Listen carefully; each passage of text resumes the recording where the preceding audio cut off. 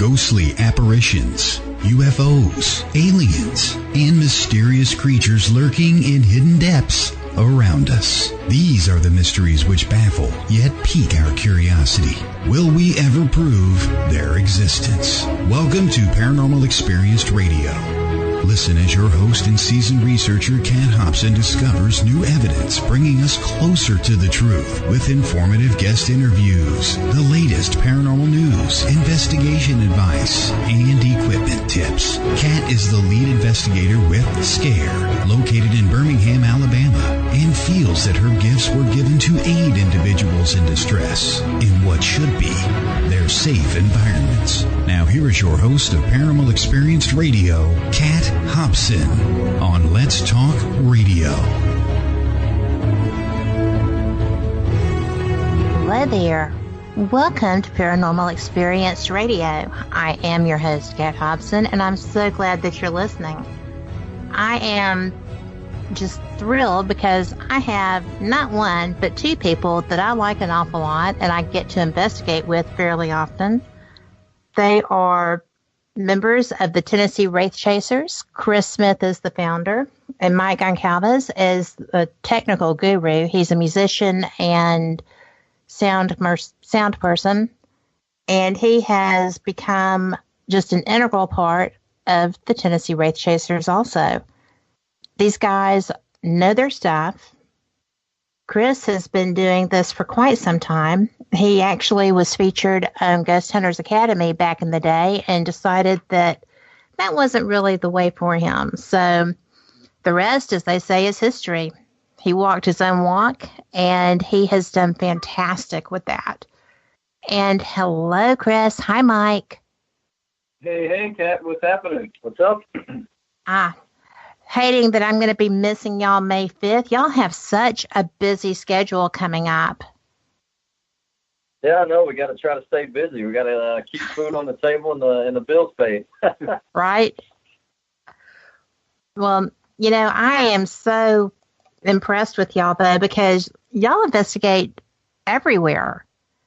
And I would be hard-pressed to say if I thought that Ghost Asylum or Haunted Towns was my favorite show, because I love Ghost Asylum. And, you know, that first night that we ever met, Chris, was at the theater in Gallatin. And I asked you about the box. And you were like, really? The first question, and that's it. And I've actually really enjoyed telling people a little bit about that, because it's a valid question, and y'all did exactly what was right for you. And then when we got into your Haunted Towns experience, the first one in Gettysburg, I just lost my mind for a moment. It just really totally rocked. It happens. And we never found ours, actually. Our marbles are still rolling around somewhere in some old asylum. Well, I figure that I can always just say that, you know, I'm old. You don't have that excuse, but, you know, one of the benefits of getting there.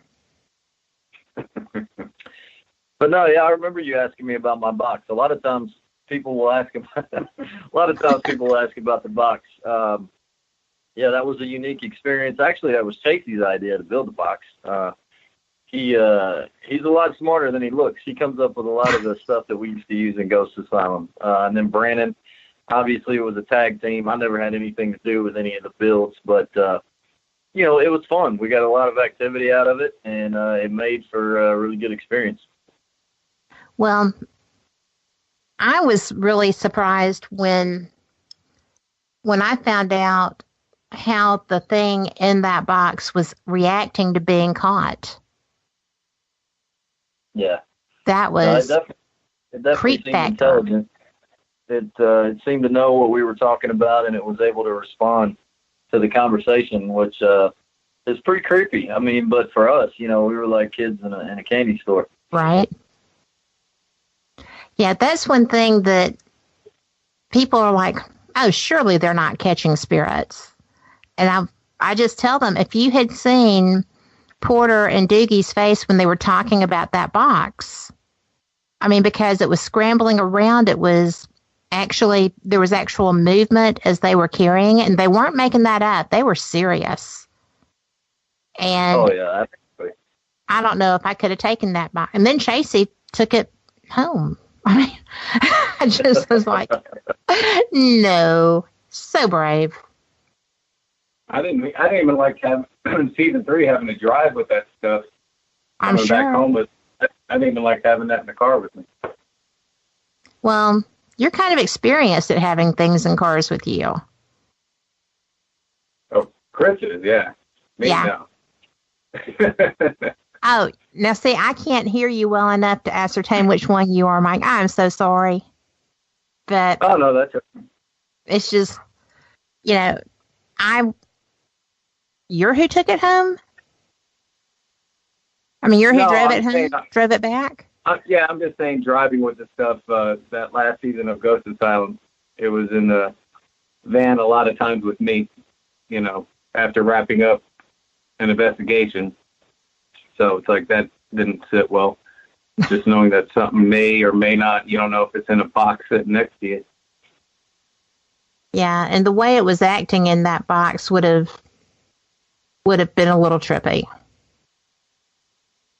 So yeah, no, Chasey got that. Yeah, that was.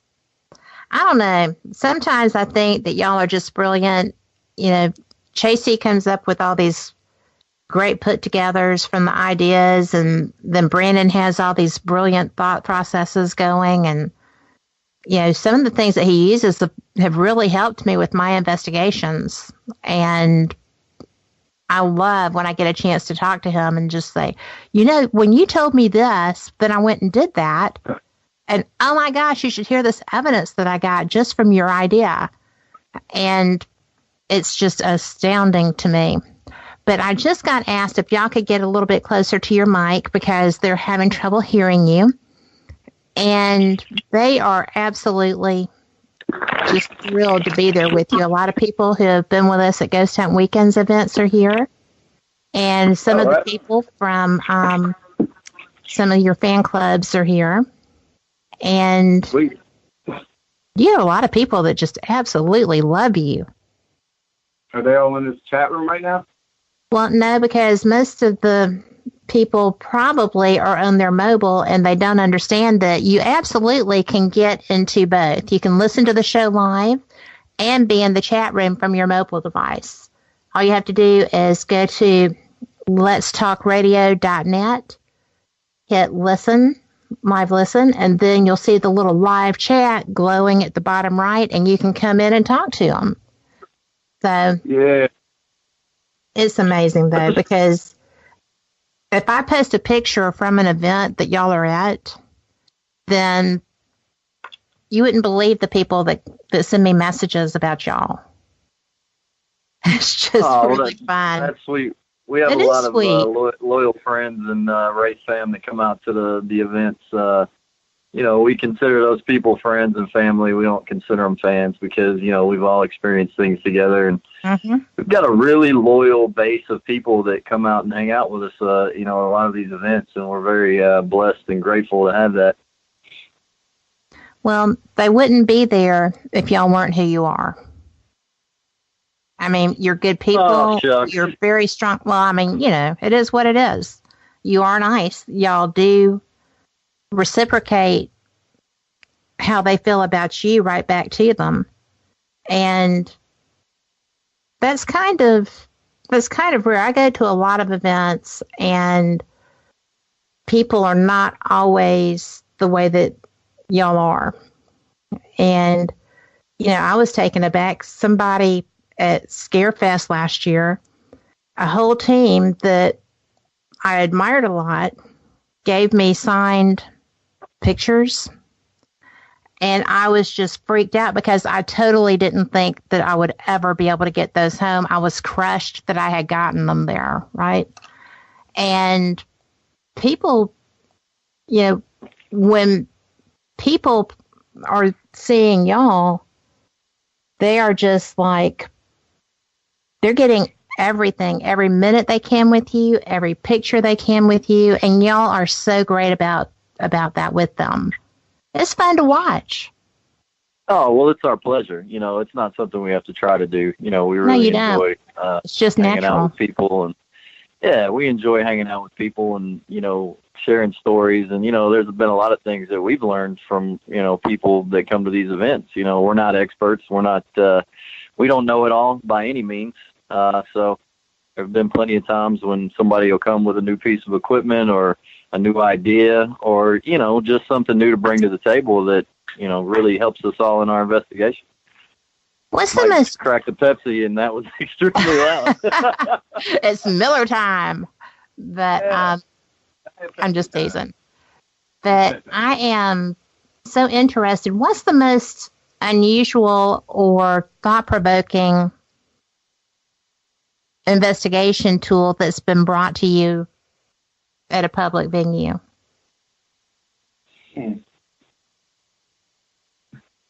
You know, that's a good question. You know, now that I think about it, you know, the first time I was ever introduced to the Connect system, you know, the mapping, we had never used any of that. A lot of fans bring those things, and I really try to follow those people around because those things are pretty cool. You know, sometimes you'll get something that, you know, that I think is just a glitch. You'll have like a ghost river dancing or something in the corner. Yeah. You know, and it sometimes, you know, a lot of these pieces of equipment you kind of got to scratch your head on because sometimes they seem to be reactive and then other times they just kind of do things haphazardly and randomly. So you really kind of got to be careful with all these pieces of equipment. But, yeah, the Connect thing, a fan was the first one to introduce that thing to me. What else have people brought, Mike? Do you remember? There's a lot of different apps that are out there that a lot of people are using, and I think we're on the fence with that as well. Yeah. I think we're on the fence with a lot of stuff because you really don't know. I mean, we're not here to say apps work, apps don't work. I mean, who knows? But it's kind of up there with the Connect. Just last weekend at Ashmore, you know, we were following somebody around that was also using one. And for me watching it, everything dances. I mean, does it not? You know, it's like, I don't know. I mean, I was trying to at least do like, can you reach your arm out? Can you touch my hand? Can you shake my hand? And it's like, it danced the entire time. So I don't know. Well, you know what they say. You can dance if you want to. You can leave your friends behind. There you go. I think they were just very happy. The thing works, it's on point, and they were just very happy that night. Well, they were just thrilled to be seen. Mm-hmm. Yeah, we tried one of those. I'm sorry. Oh, no, I was just saying apps were a big thing that, I mean, the Spiritus app, the whatever app, I mean, there's so many different things that are out there that, I mean, a lot of people say, so what do you think of this? And it's like, I've never heard of it. I don't know. Let's try it out, you know. But it's like, we're willing to try anything that people bring out. It's like, why not? Let's give it a shot. Right? I mean, I'm willing to also. I'm always concerned with whether or not something is producing its own verbiage, like the Iovolus and things like that can be programmed. I'm very hesitant with those, but we have 2 questions. It's actually evolving from 3. And if you don't mind, Brenda started out the show by asking if anybody was, you know, willing to be adopted. So, yeah, y'all have that offer on the table. But what's the inheritance package like? There is no telling, but I've known her for about 20 years now, and she's a pretty cool person. But right on. She also wants to know if you've ever done, I'm pretty sure you have, if you've ever done an investigation at the Chickamauga battlefield. Me, no. No, that's a no. I've only actually done one battlefield, and that was Stones River in Murfreesboro, Tennessee. Yeah. That was one of the very first investigations. That was before Doogie even came along. That CWC did. So yeah, and you know, when you first start getting into this, you don't always take the right steps. We just kind of walked in there at night. We didn't ask anybody, so I would not advise anybody to do the same thing. You can get started that way. We're in the chat room also now. We see that. Wait, can you scroll back a hair? Let me see. I can. Terry says, any advice for us going to Ashmore in Yes, September? we're going in August or September. What date in September are you going? We booked it for the Ash Bash, and we've only got about 4 minutes until we take a station break. But I hated to miss your event there because I know that was rocking. Well, let me just tell you this before you take the quick break, is we have an event announcement that's coming out tomorrow morning, and we might be seeing you soon then. Cool beans. Really? Well, I'm going to be seeing you soon anyway, but that is too cool. Yeah, so check out that Facebook page tomorrow morning for that event announcement, and that should answer her question. Yes, it did. Hopefully. She says the 28th. Yeah, I'm the one that booked us for all these things, and she's just like, yes, I'll tell you when to be there. So we're going to be doing Prospect Place Estate, too. So, yeah, we're excited. We're going to be doing that one in May. So a bunch of us that have investigated together kind of got together, our own little group, and have started going just like all girls going to do investigations and stuff. It's so much fun. But real cool. And Brenda said she's a good cook. So there you go. Yeah. There you have it. There you go. We'll do a trial run with her, see what it's like. But Terry said it's the 29th, so I guess I'm not letting her give me my updates anymore. But just kidding. But, you know, y'all are, I'm going to be seeing y'all in just a couple of weeks, and that's going to be pretty amazing. That is one of my favorite locations coming up. So, you talking about Savannah? I am talking about that. Oh, right on, yeah. Next week. Yeah, next week. Yes. Yeah. That place is pretty haunted. I've only been there once. It was me and Doogie with Chad with the Ghost Hunt Weekends crew. And the footsteps that you hear running across the top floors when you're down there in the little the barrel section, that's pretty crazy. It is. It's just bizarre. And yeah, this will be my third time there with Ghost Hunt Weekends. And I am just so excited about it because, well, I'll get to see y'all again, and that's always fun. And I get to see other people that are, participate with them too. And hopefully I'll be able to get some signal to be able to live feed bits of that too. But when we come back, I wanted to talk to you about the Stones Ripper because I went up there with my husband, who is like Mr. Not a Paranormal guy. Mm-hmm. And we had to go and we were buying some equipment or something. And it was so interesting because he said, yeah, I'll go with you. And the part where the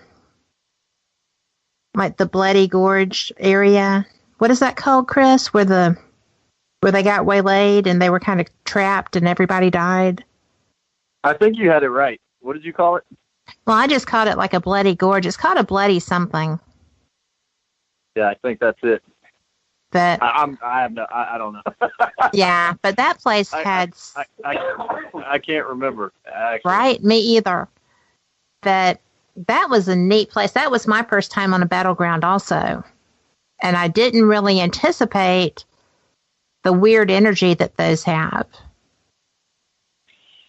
Yeah, we experienced a lot of lights around the cemetery, around the gravestones. It seemed like we had these orange lights that were kind of dancing around. That was one of the things that we thought was really cool, but we couldn't catch it on camera. It was just something that we all experienced, firsthand. Yeah, I saw those at that York house. If you get a chance to, you need to go there. It's over in Rabun Gap, Georgia. But we have got more questions in chat, and we're going to catch them when we get back from this break. We'll catch y'all on the flip side. Y'all come right back.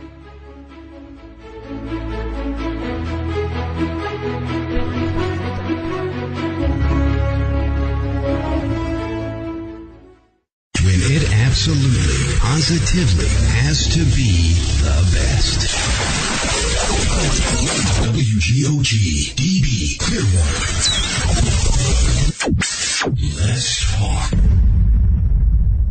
It's safe to say that we are not alone in the universe. Most of us believe in the existence of intelligent life elsewhere, but where are they? With over 19 years of extensive research, author, investigator, and ufologist Tom Conwell can only provide one answer. They are here. A series of books like no other that contains compelling evidence of UFOs on the East Coast. Volume 1 in the central United States. Volume 2 and the western U.S. Volume 3. Not only has Tom written about these sightings in his book series, but also painstakingly documented each report on a one-of-a-kind UFO sighting map of the entire United States. Could the eyewitness reports of thousands of people be wrong? Read Tom Conwell's They Are Here series and decide for yourself. They have eluded us. They have traveled far. They are here. Order your proof today at theyarehere-conwell.com. That's theyarehere-conwell.com. Coming soon with your support. Preacher 6 is a small-town preacher that is summoned to the big city where he ends up fighting evil in a literal sense. The characters that he meets along the journey are something special and unique. They could all have their own films made about them. If you like original content that is driven by action and amazing writing, you must support the film Preacher 6. No remakes, redos, sequels, or do-overs for us. Let's take film back. If you like Quentin Tarantino-type films, then you will love Preacher 6. Preacher 6 is like Taxi Driver meets Sin City meets The Prophecy. So please be a part of something awesome. Sometimes darkness just needs a few well-placed bullets. Preacher 6. Support this new film at Indiegogo.com and search Preacher 6. That's Indiegogo.com, Preacher 6. Support it, and let's take film back. There are thousands of health and beauty products on the market these days, but how many can you say are truly natural? The name says it all. And Naturally by Darla is here to humbly serve, guide, and help to heal all individuals seeking a more natural way of living. NaturallyByDarla.com provides a wide variety of products and services like essential oils, soaps, balms and salves, powerful mists, and ancient healing techniques. Curious yet? We thought so, and invite you to visit our website, naturallybydarla.com, or call 847-334-1580. That's 847-334-1580.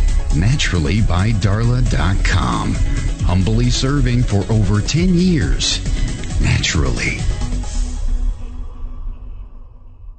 Let'sTalkRadio.net.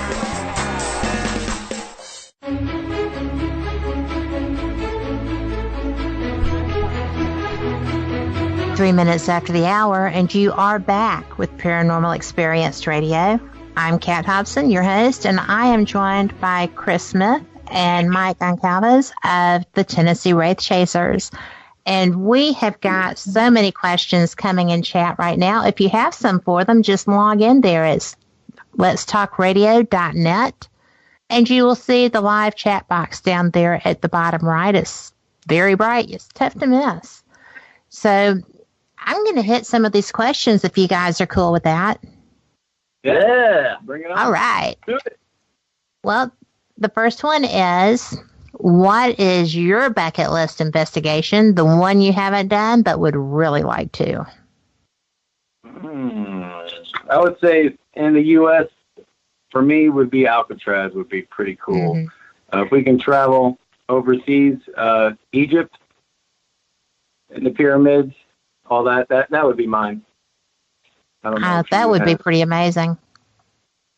How about in you? the States, really, just down the street at the Bell Witch Cave. I've always wanted to go there. Still haven't got to do that yet.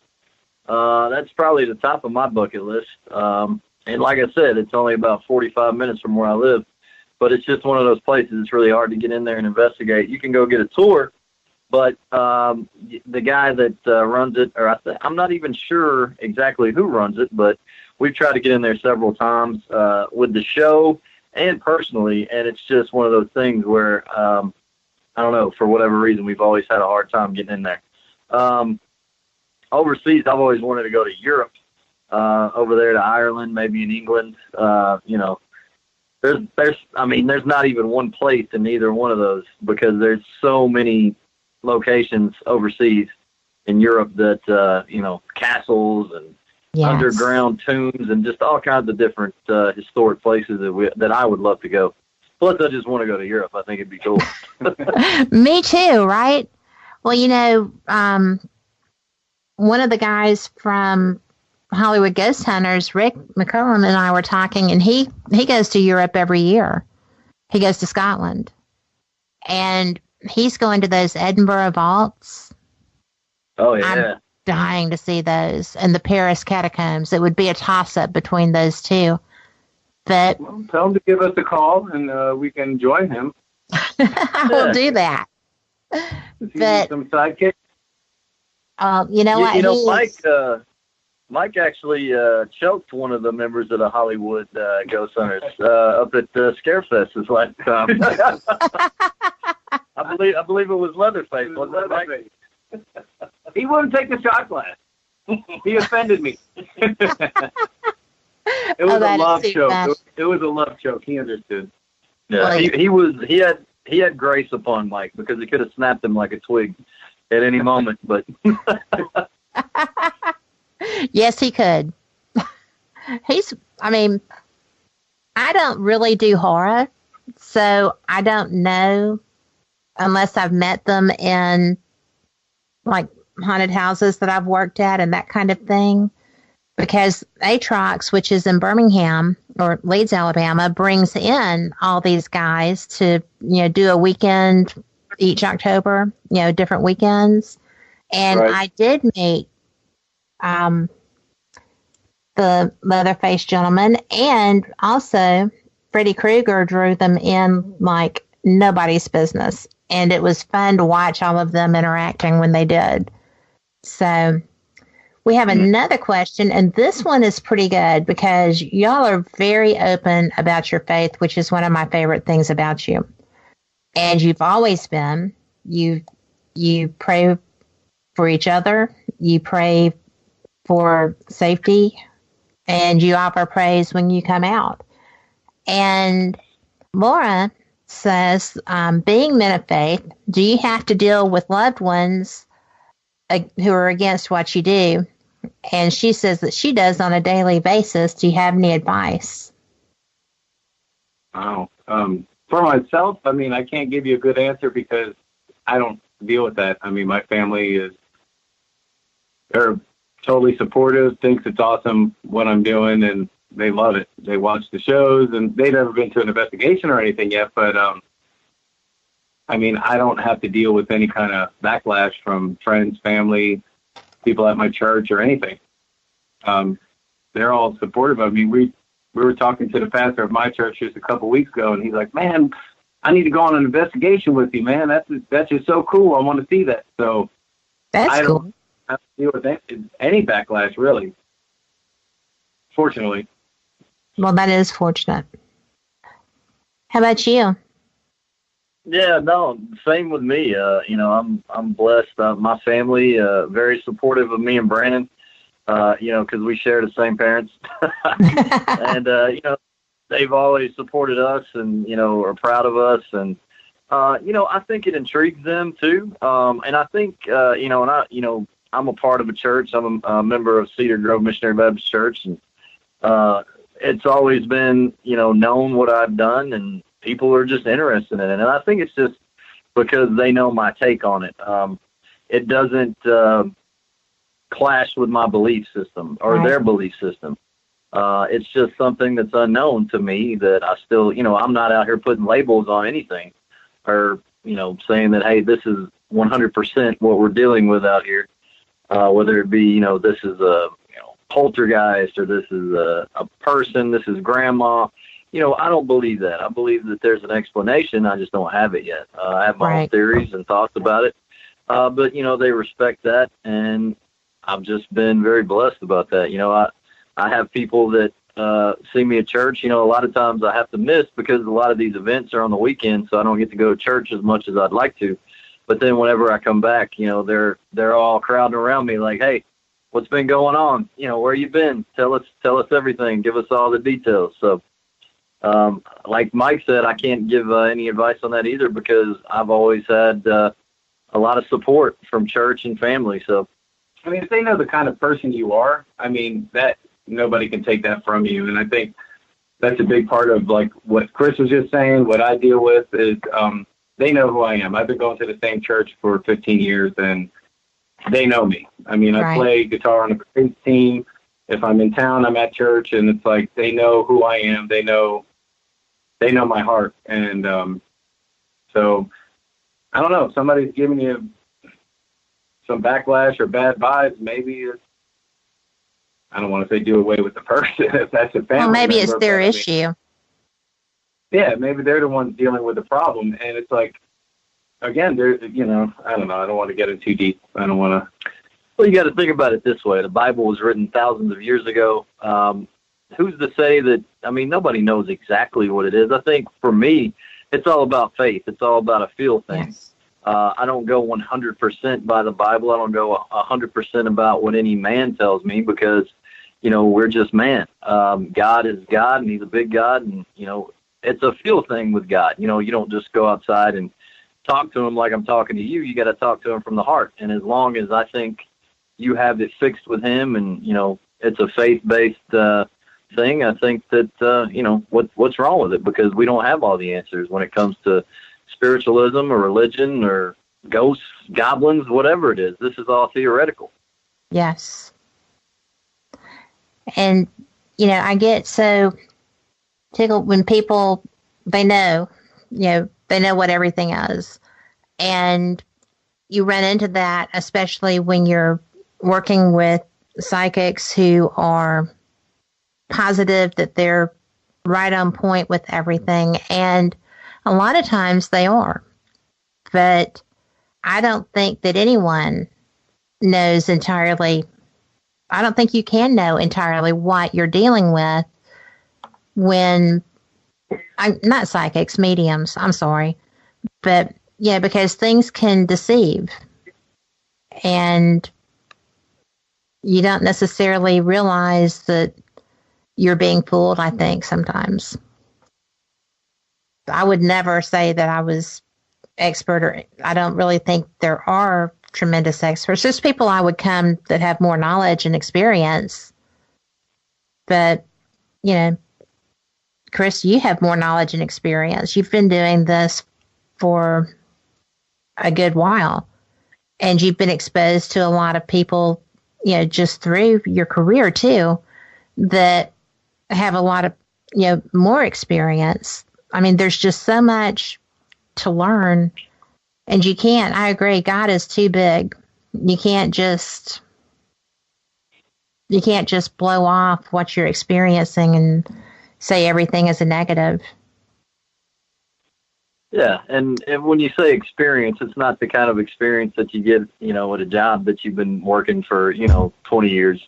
Right. It's experience. It's what you experience while doing this because, it doesn't matter how many experiences you have. It doesn't necessarily make you more of an expert per se, because at a job, you build up experience as you work there, and you become more knowledgeable about it. With this field, sometimes, you'll have 4 experiences and think you know everything. And then on the 5th one, you're like, wait a minute, now I got to go back to ground zero. And it just kind of changes everything. So I think this field is definitely evolving in how we try to communicate and some of the things that we try to implement into investigation. But, as far as being experienced, it's a whole different meaning to the word. Yes. Really. I mean, I feel. I agree. Yeah, Because some things just take that left turn at Albuquerque.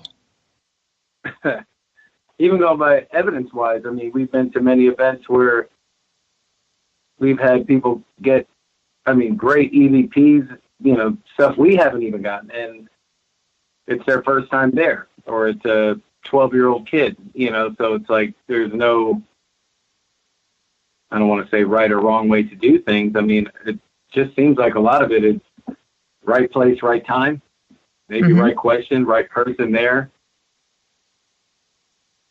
But definitely, I agree with that.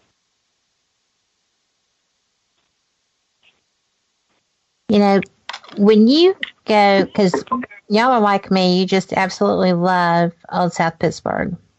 And when you go there, do things still change there for you?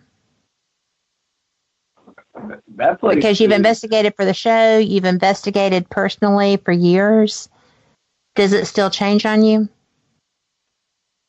I don't know if it changes. For me, it's always active. It's either, and a lot of things you hear with your own ears. It's not just EVPs. It's disembodied voices.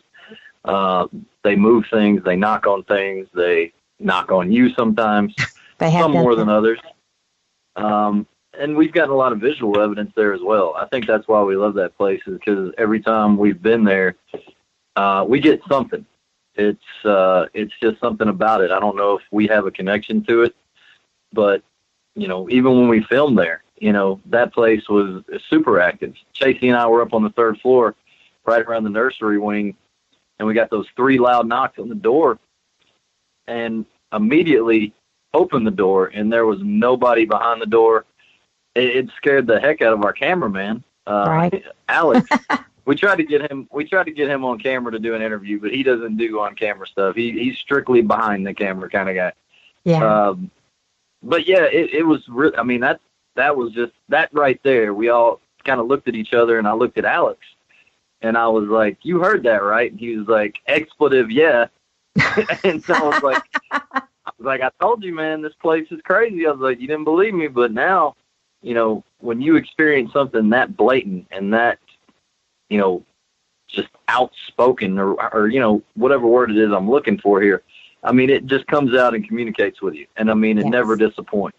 It's just like, you'll have other places where you'll experience things, you'll hear something or you'll see something, but this place, it just comes right out and says hi. In a sense.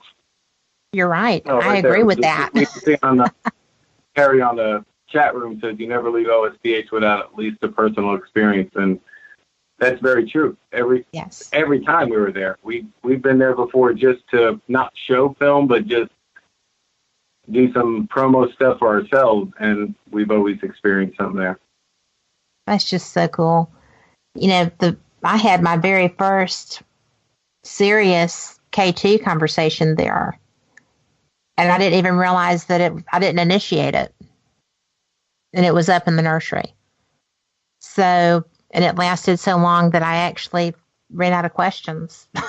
I was just like, well, I'm just going to be walking around here, and while I'm here, you can come too. You can stay with me, but I don't know what else to ask you. And it was the coolest thing ever. Yeah, because it's the first time.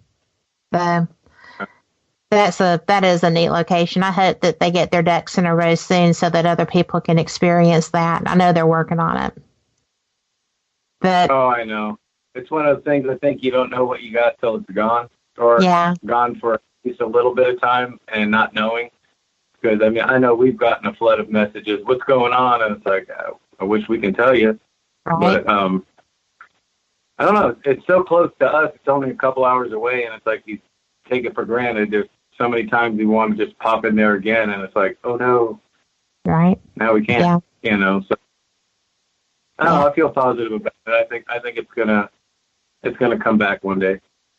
Well, I am pretty sure that it will too, because there's just so much love for it in the paranormal community that, it's just, hopefully it's going to be back sooner rather than later too, because so many people have it on their bucket list. It's a shame to not be able to go there. And speaking of that, Laura says you've investigated, and we've got about 5 minutes till chat. So if you need to, we'll take it over to after the break. A break. But Laura says you've investigated a lot of places. What is your most memorable experience? Mine would be the Exchange Hotel in Gordonsville, Virginia. We did an event there. I think it was end of November, early December. The only time I've ever had a full body apparition, and I wish I had a GoPro on my head so I could have at least recorded it. But long story short, we were doing a Q&A, and I went upstairs to go grab Brandon, and I knew he was upstairs setting up his cameras for his experiment later on that night. And walking up the stairs, you can see through the railing, and through the left and through the right there's bedroom. And I see him walking around to the left, not his face, but I just see walking around with his hands out like he would be walking with his cameras, because he also has a Kinect. And so I walked right into the room to grab him, and I was like, "Hey, Brandon." And I walk in, and there's nobody there. And he answers me from the room on the other side. And it was like one of those, you just kind of, you can always talk about it, read about it, see photos of it, but it's like kind of just, you just kind of just get in shock and just freeze up. And I was like, and he's like, "What's the matter?" And I was like, "I just saw you walking around in this room." And, you know, so, I mean, it freaked me out, but in a cool way. So my heart was racing. And at the same time, Brandon's pissed. He's like, "I got my cameras in the wrong room." That would be my reaction. He was still late for the Q&A because he brought all the stuff over to the other room. But that's my most memorable experience, and I wish I had something to catalog for it, but I don't. It's just my own experience I can take with me and tell the story. Sometimes about those it, are the best, right? Yeah. Now that was, and it was in the middle of the day. It was like, I don't know, 4 or 5 p.m., light out. Yeah. You know, so it was no crazy shadows or anything like that. That's when I've had most of my stuff at Old South Pittsburgh. You know, I was doing a live show up there a while back, and I had the hospital to myself. You know, just me walking around for like an hour and a half with my camera up, and just amazing. Just amazing. The stuff that happens there that you don't even realize really is going on, because when you're there at night, it's hard to see it. But when you're there during the day, it just is like, oh yeah. You can see it. Absolutely. It's like, you're kind of like at night, I think it's like your guard kind of goes up in a way, in a sense, if that makes sense. And it's like during the day, you're just kind of, you know, you just feel a little bit more free. You're not even thinking about investigating. You're not, you know, you're not that opened up. So it's like, you know, is that a shadow? What is that? You know, and it's like, but to see something, hear something at that time, I don't know, not thinking about anything. I think that's when you're probably the most open-minded about it. Yeah, I agree. I mean, because I was just going through the places that I'd only seen at night, and I wanted to see them during the daytime. Right. It was astounding, and I got activity. It was pretty cool. And because the first time I was over there, I got locked into the dining area of the cafeteria part as you go through where the big double doors are. Freaked me out because when I walked by, they were open, and I was the only person down there. So I was paying attention from that point on. But we are about a minute out, maybe 30 seconds out from our next station break. And, you know, this is so much fun. I am enjoying y'all. Thank you so much. We will be back right after this, and we are going to have some more questions. So y'all come on back.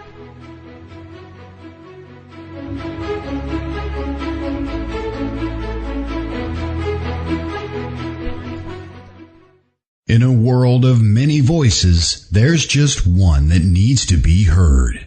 Yours. Join the conversation at letstalkradio.net.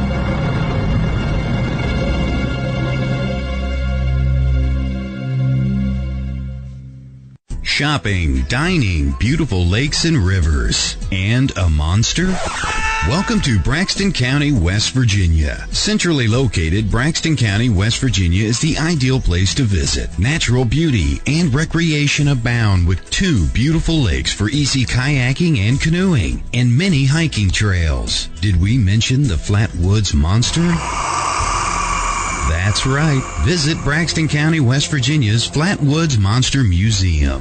And not only learn about the Flatwoods Monster, but walk in the same footsteps as the people who witnessed it. Nearly all of our attractions can be found within a few miles of Interstate 79. Visit us online at braxtonwv.org. That's braxtonwv.org. Braxton County, West Virginia.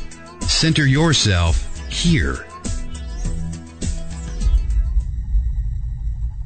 In 2012, Keith Linder, after successfully obtaining a management position at a prestige healthcare company, decides the time is right for him and his girlfriend to move in together. That's putting things lightly. Weird things begin to happen within days of moving into the modern suburban home. The horrors they witnessed and desperately tried to fight off would end up putting them at the odds with members of the paranormal community and themselves. This gripping story, told from the house occupant's point of view, not only lists tales, but also includes pictures, video reenactments, commentary, and audio of the events being reported. Author Keith Linder does not ask you to believe him. He only asks you to listen. The Bothell Hell House by Keith Linder, now available on Amazon.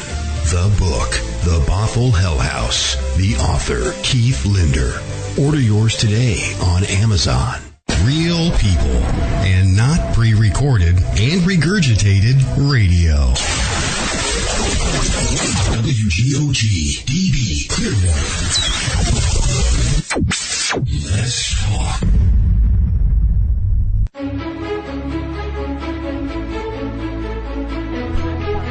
And you are back with Paranormal Experience. I'm Kat. I'm your host, and I am joined by Chris Smith and Mike Goncalves of the Tennessee Wraith Chasers. If you have questions, they're watching chat. You need to get in there. It is letstalkradio.net. You will see the live chat, bright orange and bright green, my favorite color, actually. So get down there and click it. You can sign in, and you can be a mysterious guest if you want to. You can sign in with your Facebook. You can just join Rumble Talk. You can do whatever floats your boat, but you can get your questions in there and get answers. So Do it. Yeah, right? Why not? Because this is a golden opportunity to find out what got y'all into this, how you wound up doing it so well, and how did you get your first show, Chris? That's something that I've never heard you talk about. How did you get your first show? Yeah, right? Well, actually, it was kind of weird because, I've always been into graphic design and marketing. That was, what I did for about 8 years before we started filming. And, basically my job was to try to make us look as cool as possible. A lot of green smoke. A lot of air. It works. Let me tell you, it definitely works. And, we tried to be different than everybody else. We tried to come up with a name that was different. We wanted to try to raise questions, because nobody knows what a wraith is. I mean, some people do now, but back when I first found that word, because everybody was, and I'm not knocking anybody. So, nobody send me death threats, but everybody's the Paranormal Research Society of so-and-so or the ghost hunters of this or that. And I was like, you know what? I want to do something a little different. Mm-hmm. So I found that word, and then I looked up the meaning, and I was like, we got to use that word. And, with the look and then the logo, the branding and everything, I think people were just curious about, well, who are these guys? They're obviously something, So I think that combined with just, kind of the way we are, our chemistry with each other, living in the South. We're a bunch of rednecks. We're a bunch of country boys. We kind of have an unorthodox way of doing things. And I think people kind of, I guess word kind of got around, and eventually we got a phone call from Tremendous Entertainment. It's a production company based at LA, and they were like, "Hey, do you guys have you ever thought about doing a non-scripted reality show?" And I was like, "You know what? As a matter of fact, we have." And so they came down, they shot a sizzle. And basically a sizzle, for anybody who doesn't know, is just like a little short 7 to 10 minute video that they shop around different networks. And Animal Planet was the first one that bit on that. And we shot our pilot episode with Gallatin, Tennessee. It didn't do great on Animal Planet. I mean, it did all right, but not enough for, a whole season. But luckily Destination America, they saw it and they're like, "We got to try this on our network." And for whatever reason, it did really well. And that led into Ghost Asylum. We did 3 awesome seasons of that. Very successful. Went to a lot of places, saw a lot of things. And then from that, we kind of decided we wanted to kind of branch out and do something different from asylums, because we had already hit like over 30 of those places. So we're like, all right, we've done enough asylums. Let's go to towns. Haunted Towns was born. And then, here we are. I love that show, by the way. I loved the asylums too, but I love Haunted Towns because every town has a story. And, True. Where you might run out of the asylums like you talked about, you had done so many, you're not going to run out of towns that have a haunted experience. And I know. That's the coolest part, because I love seeing what y'all find. Y'all have, your research is so good. Your knowledge base when you get there is so good that you're asking fantastic questions. But I just love your work. I really do. And yeah, and we have a lot of production people to thank for that too. They do a lot of work on the research end. They help us out a lot, and they have a lot more resources than we do. So it's kind of a collaborative effort.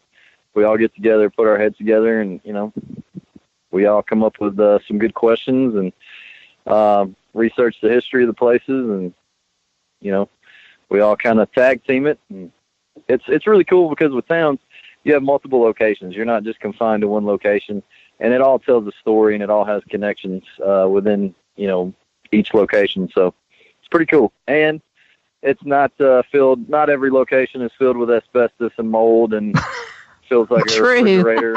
And, That's a definite plus in my book.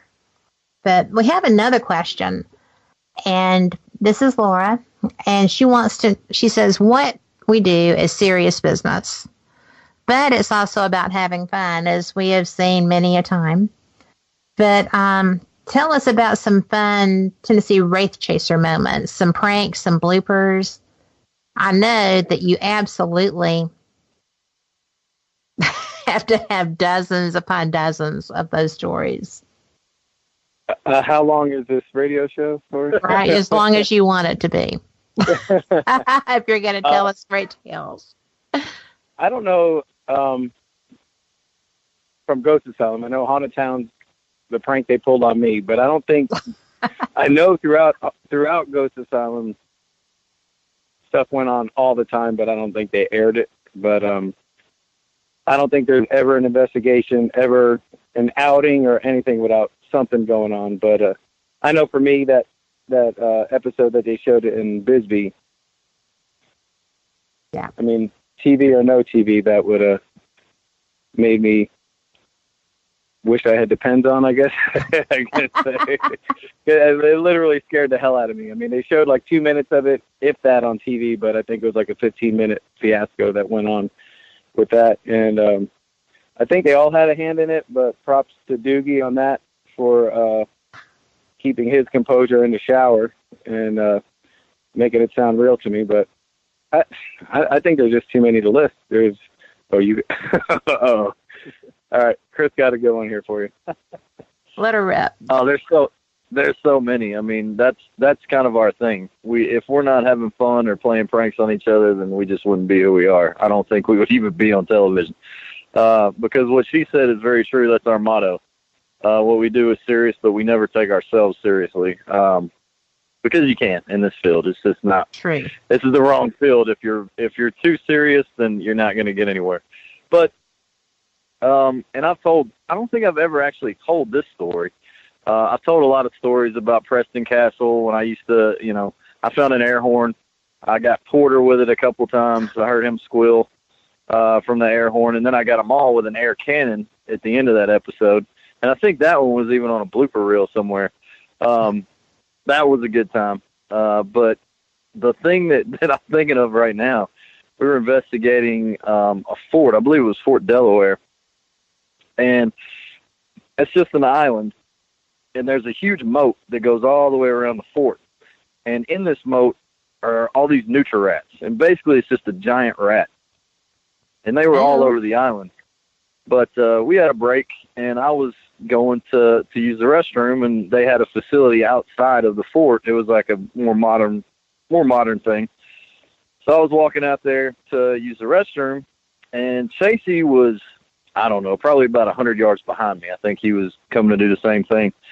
But I got attacked by one of those rats.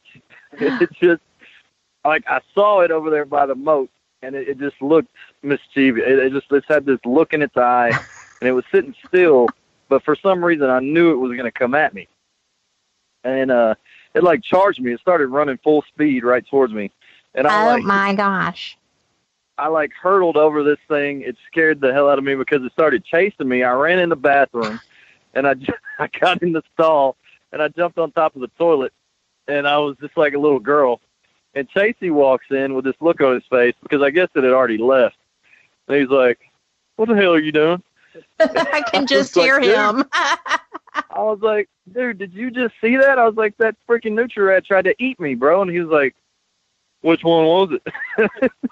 And we both went outside, and I spotted the little guy, and he was still over there looking all creepy beside the moat. And Chasey just walks right up to it and kicks it in the moat. Oh, my gosh.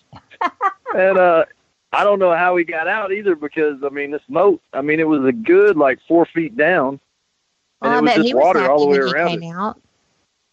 Oh, my God. It was funny because the funniest part was him telling everybody about it, and he took great pleasure in that.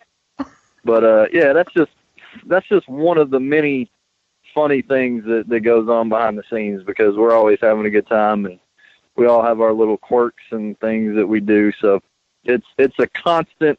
I mean, you got to be on guard all the time. No doubt.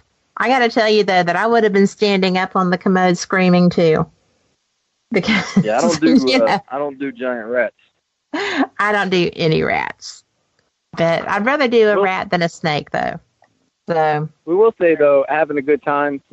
Even this past weekend at Ashmore, we're having a good time. It seemed to be a slow night in our one location of the building we're at. And so, conversations happening, we're laughing and we're cutting up. And as we were laughing, the group of us, and I think there's maybe 8 in that group at the time, that's when we started getting a lot of activity. Meters were going off, the ladies connect, not to dip back on that, how we feel about it, but everything was starting to come alive as we were laughing, and it died down. Then we had to throw into fake laughs just to see if it came back. But it seems to be a lot of times that when we're having a good time and kind of ignoring what's there and just laughing amongst ourselves is when we're getting the most activity. Do you think that's because they're enjoying you, or they want to be the attention magnet? I think it's probably a 50-50. They want the attention, and they're probably looking at us like, what a bunch of idiots in my house. But I think it's probably more of the ignore them, because they're used to, I'm sure, a lot of these places, people coming in, asking the same questions. Here's somebody coming into my place, asking me to knock on a wall, asking me what my name is, and kind of ignore them and do our own thing. And, it helps. It does help. And, we're about 60 seconds out from our top of the hour news break. And, this is getting so much response because everybody feels that way. Yeah, Laura says that the more laughing and joking you do, the more activity you get. And I agree with that. It's like, I think it's but everybody that comes here is here to see me. What are you doing? Kind of a thing. As well as they're like wanting to get in the conversation. So with that being said, we are going to have so many more questions, and we are going to be right back after this news break. Right on.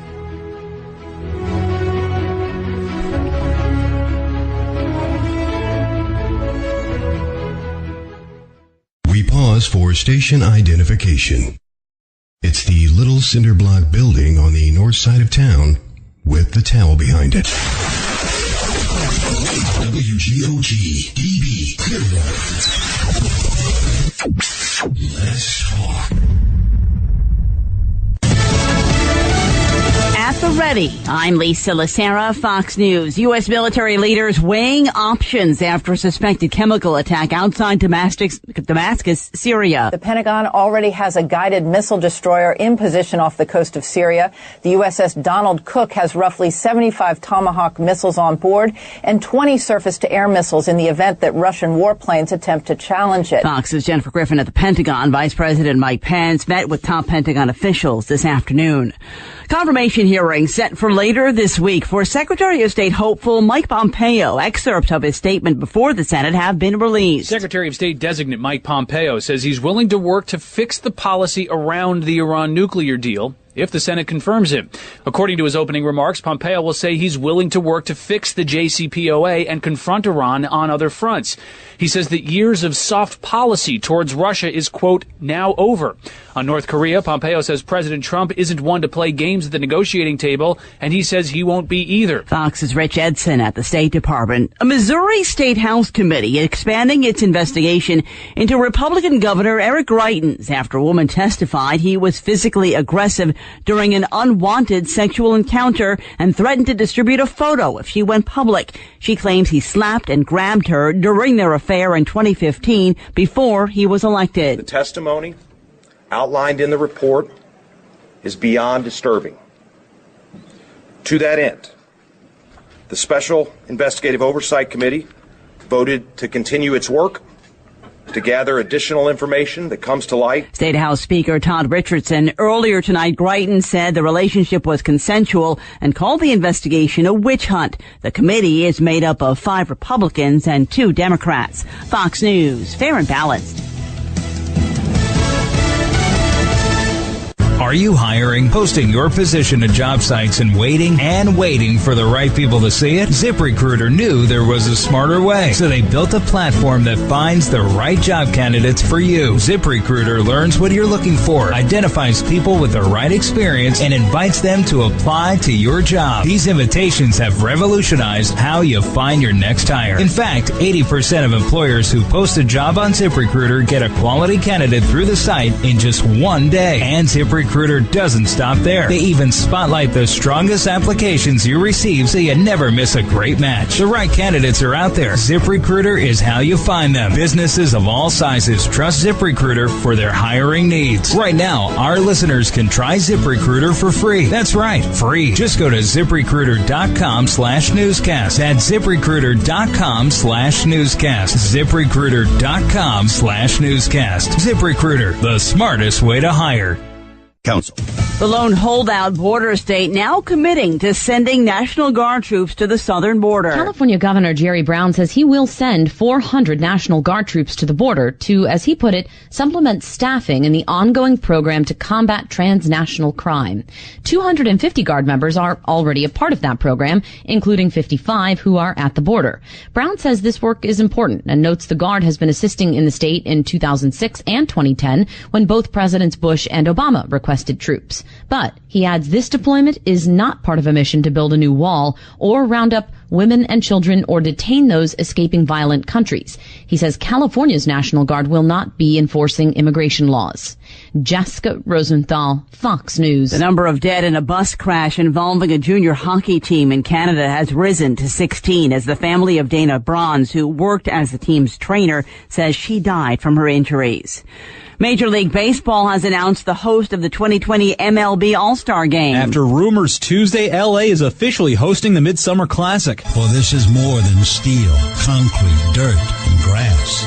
This is our home, and we can't wait. The legendary Vince Scully there in a video posted to the Dodgers social media pages announcing Dodger Stadium as the host of the MLB All-Star Game in 2020. It will mark the first time Dodger Stadium has hosted the All-Star festivities since 1980. The Los Angeles City Council estimates that the All-Star Game in 2020 and its associated events will generate an $89 million impact for the city. Matt Napolitano, Fox News. Mitzi Shore, the owner of the Los Angeles club The Comedy Store and one of the most influential figures in stand-up comedy for more than 4 decades, has died. She was 87. Virtually every major comic, from Richard Pryor to Robin Williams to Jerry Seinfeld, used the club as a stepping stone along the way. Lisa Lacera, Fox News Radio. Let's Talk Radio would like to remind you that if at first you don't succeed, I got it. Don't try skydiving. WGOG-DB Let's Talk.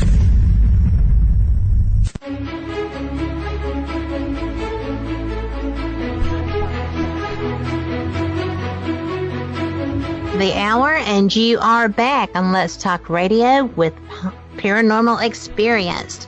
I am Kat Hobson, your host, and I am joined tonight by two of my favorite people to investigate with. Let's rephrase that. Sorry, guys. And that would be two of the Tennessee Wraith Chasers, the founder, Chris Smith, and the tech guru, audio guru, and new to get in front of the camera, Mike Goncalves. Welcome back, guys.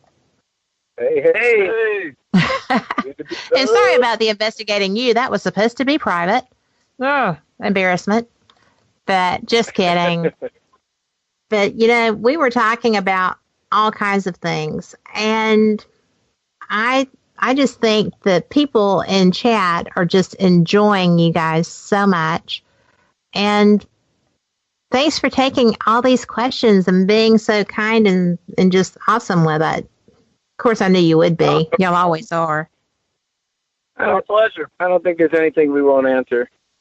I mean, we haven't been pushed to that limit yet, but well, I wasn't. I was asked on the last radio interview if it was boxers or briefs, but that's about the only thing I won't answer. Oh, okay. Because I was going to say, what did you say? That was kind of bold. So I promise not to ask you that, but I can't speak for Brenda or Laura. Well, Brenda and Laura, I'm a brief guy, just to let you know. Hey, we're talking fried chicken and chocolate cake. I'm going to let it all out of the bag tonight. Well, there you go. I'm going to ask y'all if y'all can get a little bit closer again. And we have we have another question for you in chat. And it's from Laura. She says, I'm sure you get these questions all the time, so you know how many spirits might feel, LOL.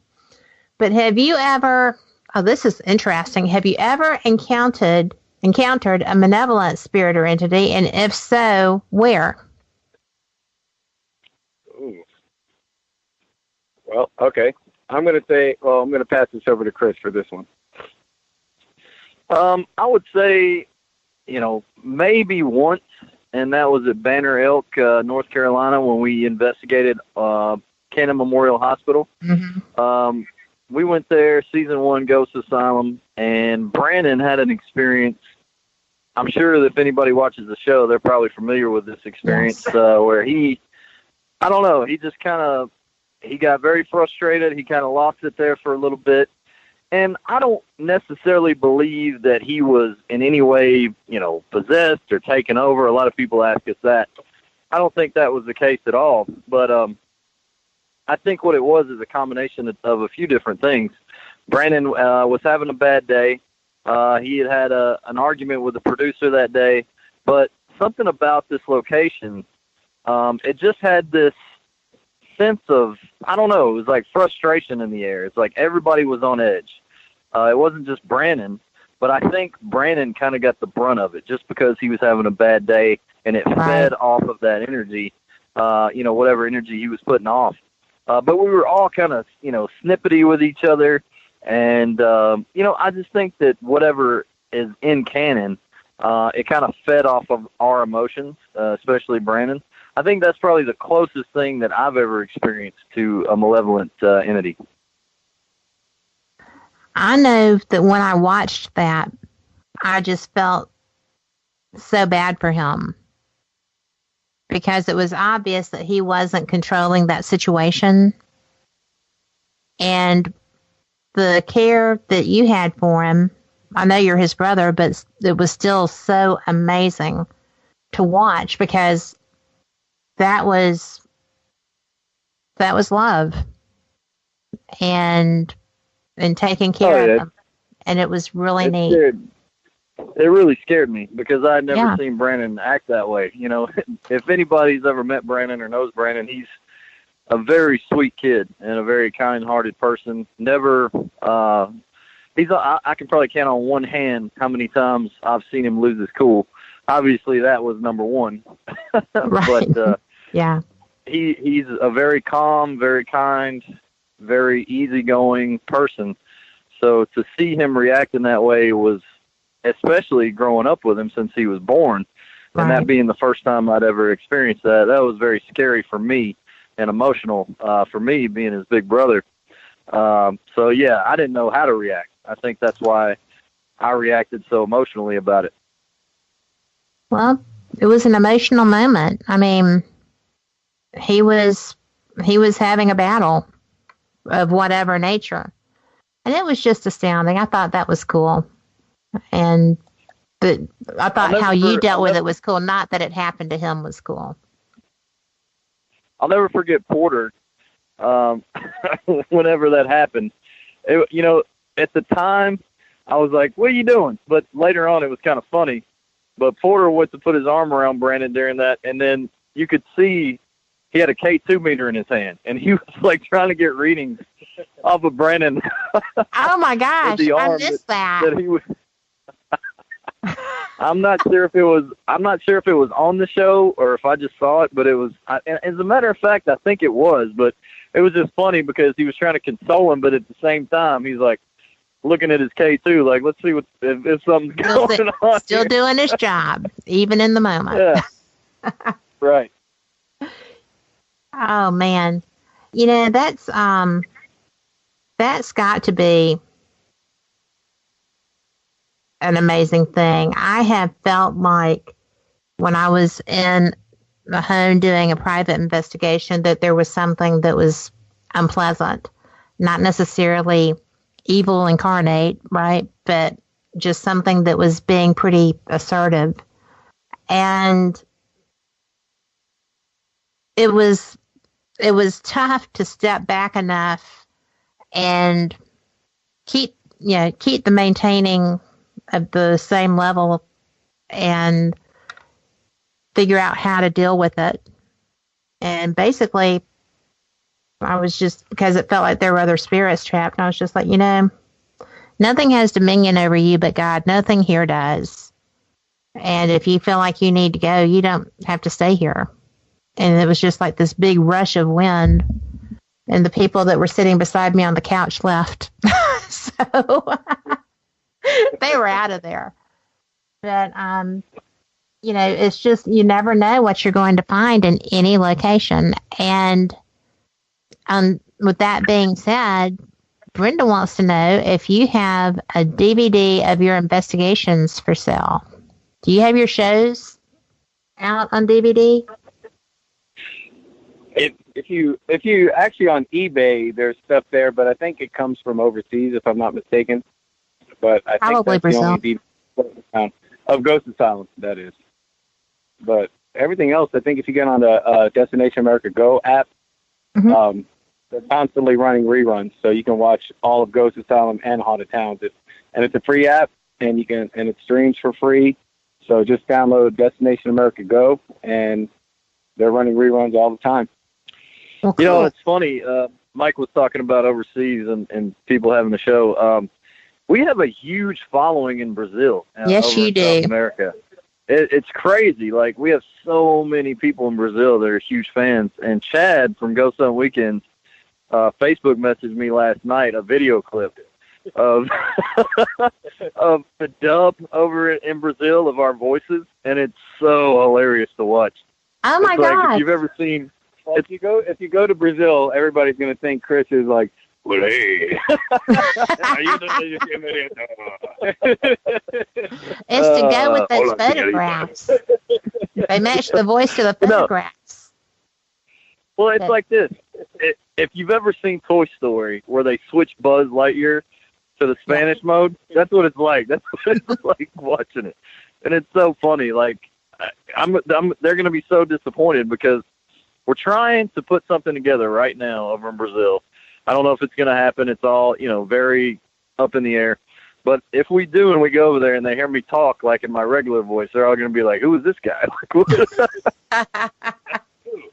I don't think they'll be disappointed at all, because I'm going to tell you, when I say that I have your fans that come to me about y'all, and you have to, I know that y'all know, I don't really post pictures. I have pictures of where we've been at events and stuff like that, but those are for me, right? I don't really post very many of them. And so I find it funny that all of these people are actually reaching out to me, and they added me. I am a member of the Chris from Tennessee Wraith Chasers fan club from Brazil. Oh, God. I was added to that group. Mike's in there, too. And, it's just pretty amazing. And I think that they're very, very nice. Nobody has been inappropriate about you. The photographs are not inappropriate that they have. And I think some of them are listening because I just got word that new connections have arrived. And I wanted to invite them into our chat room at letstalkradio.net. You'll see down in the bottom right the live chat buttons. You can just hit that and come on in. But you do have a huge fan base, and you have a huge U.S. fan base too.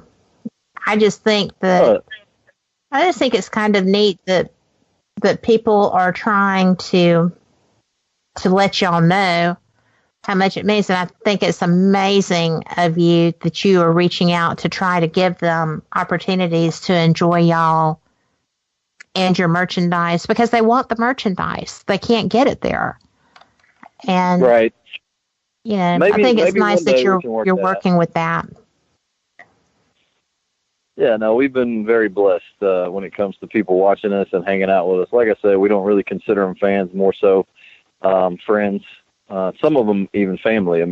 There are people that come to almost every single one of our events. They almost never miss an event, just because they know they know how it is. You come to one of our events, it's going to be like a family get together. It's going to be like a hangout. Yeah, we're going to investigate and we're going to try to get some evidence, but they know that we're there to have a good time and that this is what we love to do.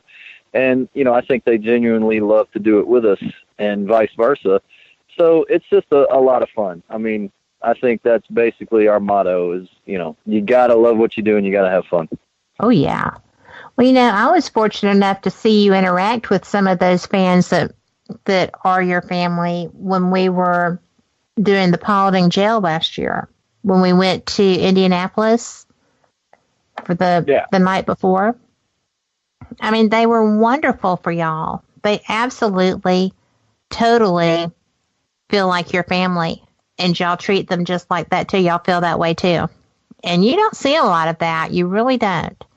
Because I'm around a lot of people in your position from different areas of the paranormal. I cover all sorts of anomalous research, and y'all have to be the most people-friendly people I've seen, and I think that's neat. That's why I like you so much. Oh, well, thank you.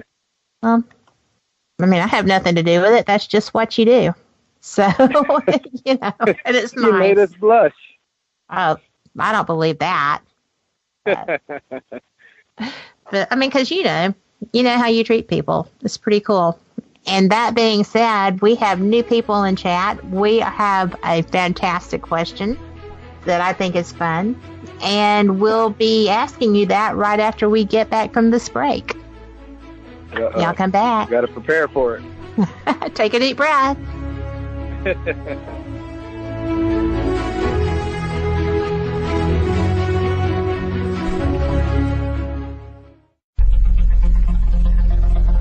We interrupt our scheduled programming to bring you the following conspiracy theory. Humpty Dumpty was pushed. WGOG DB Clearwater. Let's talk. Terry Lovelace is a 64-year-old retired lawyer and former assistant attorney general. The earliest alien experience Terry can recall was when he was 8 years old. Incident at Devil's Den. In May of 1963, he saw a UFO and described it as a perfect silver disc. 3 years later, on a clear night, he saw a second flying disc outside his second-story bedroom window. Incident at Devil's Den. In 1975, while serving as a medic in the Air Force, he witnessed yet another UFO hovering 50 feet over an ICBM missile silo. Incident at Devil's Den. 2 years later, while he and a friend were camped in an isolated state park known as Devil's Den, Terry had a life-changing fourth encounter. Not only did Terry and a friend witness an estimated 5-story high UFO, but this fourth encounter would be an epic, life-altering event. Incident at Devil's Den by Terry Lovelace. Digital download or paperback now available on Amazon. Coming soon with your support. Preacher 6 is a small-town preacher that is summoned to the big city where he ends up fighting evil in a literal sense. The characters that he meets along the journey are something special and unique. They could all have their own films made about them. If you like original content that is driven by action and amazing writing, you must support the film Preacher 6. No remakes, redos, sequels, or do-overs for us. Let's take film back. If you like Quentin Tarantino-type films, then you will love Preacher 6. Preacher 6 is like Taxi Driver meets Sin City meets The Prophecy. So please be a part of something awesome. Sometimes darkness just needs a few well-placed bullets. Preacher 6. Support this new film at Indiegogo.com and search Preacher 6. That's Indiegogo.com, Preacher 6. Support it, and let's take film back. Shopping, dining, beautiful lakes and rivers, and a monster? Welcome to Braxton County, West Virginia. Centrally located, Braxton County, West Virginia is the ideal place to visit. Natural beauty and recreation abound with 2 beautiful lakes for easy kayaking and canoeing, and many hiking trails. Did we mention the Flatwoods Monster? That's right. Visit Braxton County, West Virginia's Flatwoods Monster Museum. And not only learn about the Flatwoods Monster, but walk in the same footsteps as the people who witnessed it. Nearly all of our attractions can be found within a few miles of Interstate 79. Visit us online at braxtonwv.org. That's braxtonwv.org. Braxton County, West Virginia. Center yourself here. Of all the radio stations in the world, we're one of them. WGOG Digital Broadcasting. Let's talk.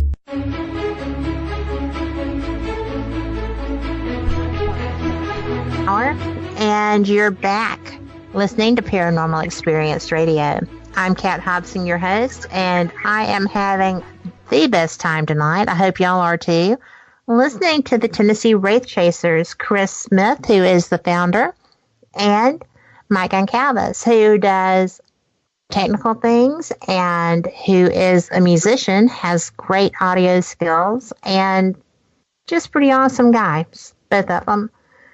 We have more questions if y'all are up for the challenge. Did you take a deep breath while you were gone? I did. We're now breathing. Let's bring on this. I don't know. We should be scared? Should we be scared? I'm now practicing Lamaze. Well, there you go. You're ready for anything. But the first My one. water broke. Bring it on. Oh, no, don't do that. I just went through that. I saw my first person born 2 weeks ago, and that's my grandson, who's also named Braxton, not after the town. But, yeah, and I didn't pass out. I was so excited that I didn't pass out. I was so worried about that. Coolest thing I've ever seen. I'd never even seen a cow born. Oh. So. I've seen many cows born.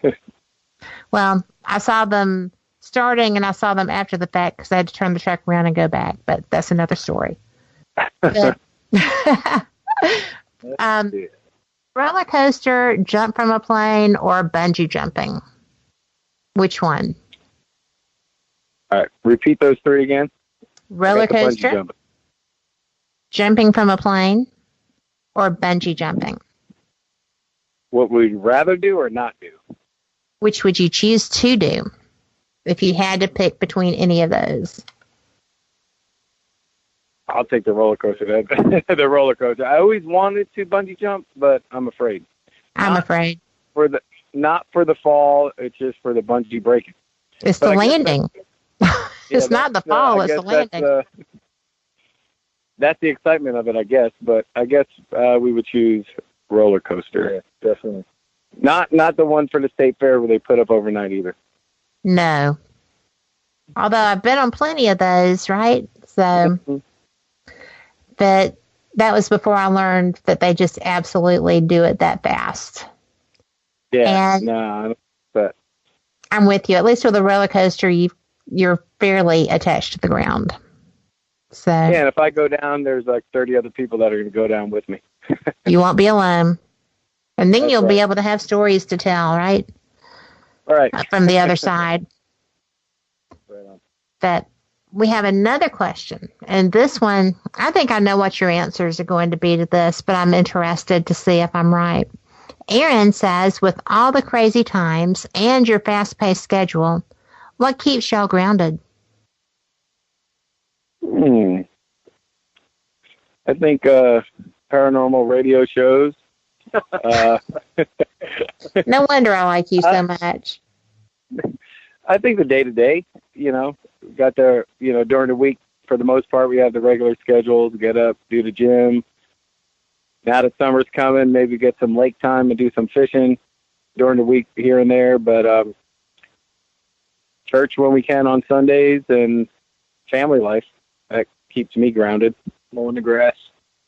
Yeah, mowing our own grass. Just we can't afford life. to have people mow. Yeah. So we're just regular folk that do the same routines everybody else does. Pay bills, cut our grass, and hit the lake when we can. I tell you, I love that. I knew that it had to be family time because you all are so home oriented, or you seem to be. And I really like that because if you lose that, I've seen people lose that in what y'all do. And well, I mean, even sometimes you have to schedule it. I know that sounds crazy, and it's like years ago you didn't have to schedule family time. It just happened. It was your day-to-day, but now it's like, all right, baby, I'm busy for the next 2 weeks. So next Wednesday we're having a date night, or whatever it may be. But it's like, if you have to schedule it. But it's like, you need that. Well, you do. When we had like normally Wednesdays is Survivor night, but not tonight. And it's appreciated. And I appreciate that. Make sure she knows that. My scheduled family time just got nixed. No, it's all good. But I'm recording it, so I'm going to watch it Sunday when I get home. And my family night has moved to Sunday evening. Well, thank you for that. And Chris said that's when The Walking Dead comes on. True that. Ooh, have y'all been to that location? I can say I have never seen one episode of The Walking Dead. Me either. Ever. Me either. I don't like goo and gore. It's all on Netflix. It's all on Netflix. All you got to do is go to Netflix. You can watch it from day one. But I'm you good. got to tune in to AMC on Sunday nights. I think it's 8 o'clock or something. But no, and you know what? it's one of those shows that I got hooked on early on. I think now I'm not as big a fan as I used to be. You know, after you're on air for, what is this, 8 seasons now, 8 or 9? It's like, you know, you got to start getting creative, and I think maybe they got a little too creative. But I still watch it. I still follow it. That and maybe a handful of other shows are the only things that I ever watch on television, you know, because we don't have a lot of time for that. But that and Andy Griffith is basically my television. Always Andy Griffith. There's always time for Mayberry. That's what I mean. It's reruns, old shows. The only show that's on regularly that I watch is Survivor when it's on. I've never missed an episode. I've actually auditioned for Survivor years back, and maybe one day I'll do it again. But that's my show. I just think that's cool. I have seen an episode of Survivor, and sometimes it's just a little bit weird from what I understand. My husband watches sports, and as he says, there's 167 games, and that's all he gets each year of the Braves. And yeah, I didn't really fall for that, but he thought I did. So he works really hard, and if he wants to come home from work and watch the Braves, then by jingo, he's going to get to do that. You do it. You do what makes you happy. Yeah, he's a good husband. So anything that helps him unwind like that is just totally cool. But we have more questions for you. Bring them on. And this one I really like, and I don't know what your answer will be. What's your favorite thing about the paranormal community? Oh, man. Paranormal community. Yeah. I think for me, it's you never know what you're going to get. There's such a plethora of people that are involved in it. You got people of all walks of life. You got regular people who, you know, go to regular jobs and they just have kind of an interest or curiosity, all the way to the other spectrum of people who are just immersed in it. It's their life. It's their everything. You know, some people that are so immersed in it, when they come up and start talking to me about it, I'm like, why don't you have a show? Like, I don't even know what you're talking about. It's just such a diverse group of individuals that are interested in it. And I think it's because so many people have had experiences throughout their lives, whether it be when they were younger or maybe they're just curious. You know, Brandon didn't ever have an experience. That's not what got Brandon into this. He was just curious.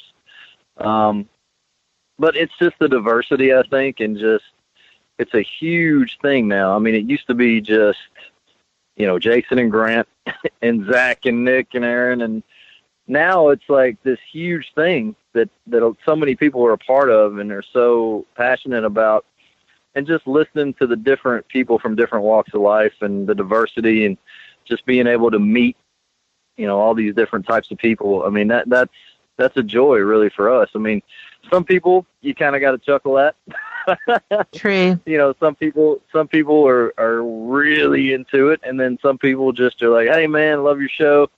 You know, I think what you guys are doing is cool. I've never had an experience, but you know, I'm open to it." So you get all types of different walks of life. And it's like going to an Aerosmith concert. You got kids that show up that are under 10, and you got we've had people at events that are 80 and 90. And wow. I think this kind of falls into the same question. But we met an older couple, and the gentleman he knew he didn't have long to live. He had cancer, and he loved the show. So he watched the show, and it was his bucket list to do a ghost hunt with us. And I mean, I'm talking about it getting choked up, but just the other day we got word that he passed away. But he got to fulfill his bucket list, and he came on an investigation with us. He came to a couple, and but he just recently passed away. So it's like meeting people like that. Right. It kind of turns you around, you know. It's like, wow, you know, it's like we're fulfilling your dream, you know. It's like, here's a guy that lived a long, good life, you know, and And he was happy. He was at peace where he was at. You know, he knew he didn't have long to live, and he was like, I'm good with it, man. I'm good with it. I mean, he was just a down-to-earth guy. And, I mean, we're the ones that were like, we're all choked up talking to the guy. And, you know, but it's just like meeting people like that. It makes you really appreciate what you do. And so it's like, yeah, there's character people of all ages and stuff, but it's like meeting somebody like that kind of changes you. Yeah, it changes you. It's like, you know, in a good way. Yeah, I can see that. That's beautiful. Yeah, but I mean, our prayers are with his wife. I mean, and it just happened, I think, yesterday. As a matter of fact, he passed on. Oh, my goodness. Yeah, we were hoping that he would. They're local. They're close to us. We were hoping that he would have been around a little longer, because we have some local stuff coming up soon that, you know, where hopefully he could have came out. But he at least got to come to 2 events. So, I mean, he was happy. I think everybody around him was the sad ones, but he was a happy guy, and he was at peace, so that was good. Well, you know, when somebody is a blessing to you like that, then, you know, they're thinking they're getting the blessing, and they're the blessing to you. That's just beautiful. And so amazing. Can I ask where he got to investigate with you? Yeah, he did the Thomas House Hotel in Red Boiling Springs, and he came out to Rosemont Mansion in Gallatin. That is so cool. So he didn't have to go terribly far to be able to enjoy either one. That's beautiful. And he hung out like a champ. You know, he did everything with us, and he took the stairs in in the mansion. Like, you know, he's like, I want every part of this, and he did it. That's amazing and cool. I'm so glad that y'all got to enjoy him, and vice versa. Right, exactly. And I'm just going to put out there for the people listening that this is why I just think so much of you guys, because that matters.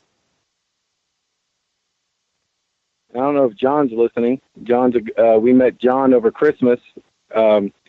He was over in Indiana, and I don't even know if I can tell this story without getting choked up. Yeah, John, he's got cerebral palsy, and he's a big fan. His caretaker got in touch with Mike and said that one of he really, really wanted to meet us. His 2 favorite things are ghost hunting and TWC, and then the Cubs. Oh, cool! And we're like, and she was like, "Is there any way that we can get you guys, you know, up here to do something or send him something?" And I think we first just sent some shirts or something, or some photos. And he sent us a video thanking us for it. And then after we watched that video, we're like, all right, we got to go see this guy. So, you know, we drove and surprised him. It was right before Christmas. We got him a couple gifts, wrapped them up, and just kind of, you know, spent a couple hours with the guy. And it's just such a good feeling whenever you meet somebody who their condition, you know, it's just, this guy actually donated every penny that he had to this other charity that helped, you know, children who had heart conditions. And he had this whole wall of pictures or photos of children that he donated his money to, you know, help them with their condition. And this guy, he's in a wheelchair. He can't really care for himself, but, you know, he's one of the best guys we've ever met. You know, he just really had a story to tell. So happy, you know, not complaining, just, it really kind of puts you in your place when you meet someone like that who is just such a beautiful person and doesn't have anything to complain about. And, you know, we complain about the dumbest things in the world from a day-to-day basis, and then you meet John and you're just like, what am I complaining about? There you go. This guy, you know, this guy's happy and just loving life, and his condition, it's just like, wow, it really makes you take a step back. So that's one of the other blessings about being able to do this and to be on television and to be able to do what we do is you get to meet people like John. And on June 2nd, June 2nd, we're going to be in Scottsville, and John's going to be able to investigate with us. So How him cool and is his that? caretaker, yeah, they're coming out, and I think he's going to come out a little early, and we're going to, hopefully he's not listening right now. I should take that back, because there's some stuff that's a surprise for the guy. But come on.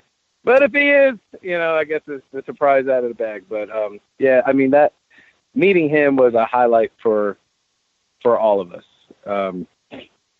Especially, I mean, if you watch the show and we do our fist bump to the big man and we do a prayer, and we got in a circle with John, and John led the prayer, and there was waterworks.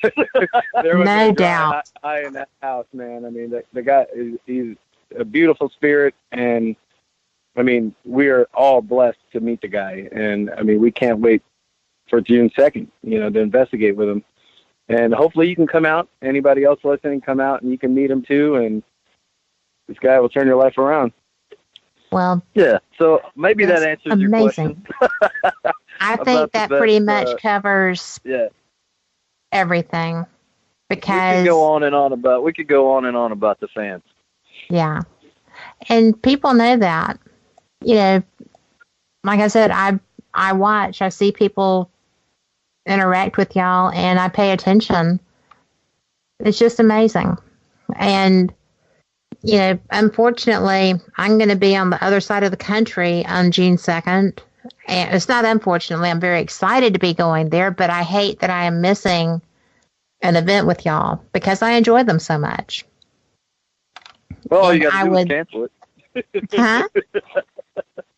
My plane ticket is bought, and I've been booked into the room, and they already sent my media passes, and I would still to meet that guy and just see him interact. I'm sure you will at some point.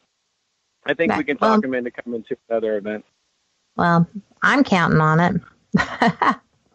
I really am, because we've gotten started in chat here, and if you're listening and you're not in there, you're missing a great conversation on para-unity, which is, I think, important. I don't know if it's actually going to get there because people are so protective of their evidence and stuff, but we will see what happens with that.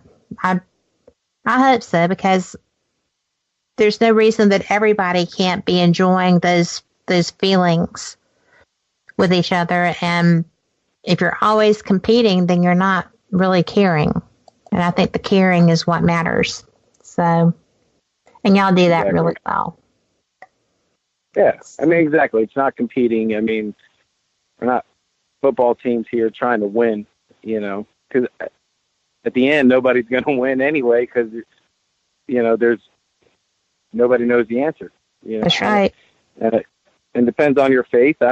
Maybe we're not supposed to know the answer, That was mentioned in chat earlier too, and I think that I'm of that like mind, but it's just really hard. I was talking with somebody that's been a parapsychologist for decades, and when I was mentioning the para-unity, he said, well, that's a great thing, but there are no standards. There's no units of measure. There's no definitive way to investigate and things like that. And I'm like, well, that's really not where I was going with that.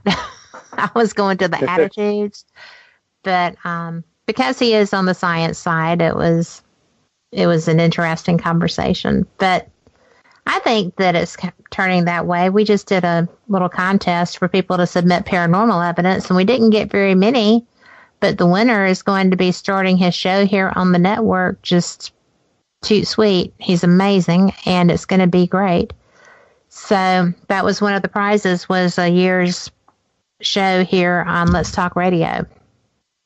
And, very cool. Yeah, the dude is amazing. He's going to be excellent. So his name is Tony, and he is an EVP expert. So going to be good. And we are actually getting really close to our final station break. I wanted to ask you, when you've done all of these locations, we've had questions about the scariest and questions about almost everything. The very best evidence that you got that was on film, that was documented on film.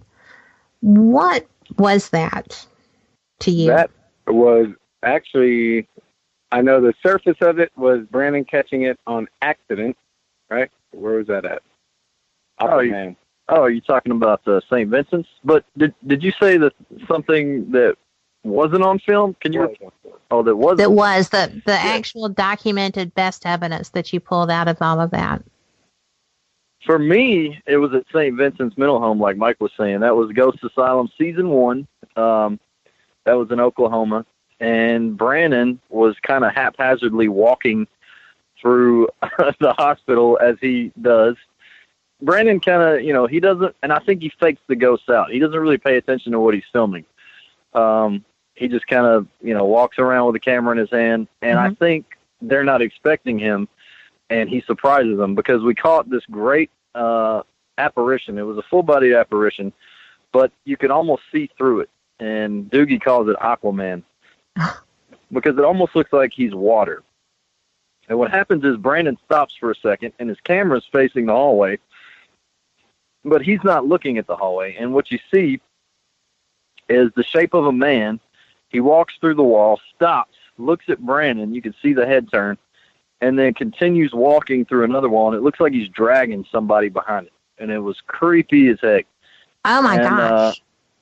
I remember Doogie is the one who found it. He was the one going over Brandon's evidence. And I'll never forget the day that he found it and called me about it. And was like, dude, you got to see this. This is nuts.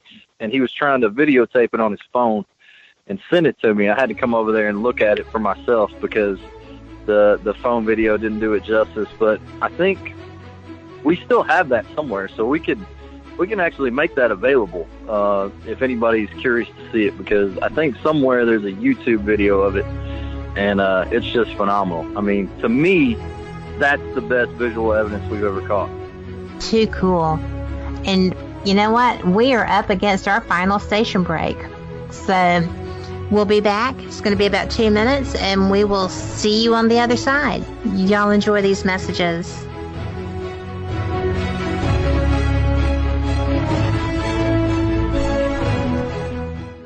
In a world of many voices, there's just one that needs to be heard.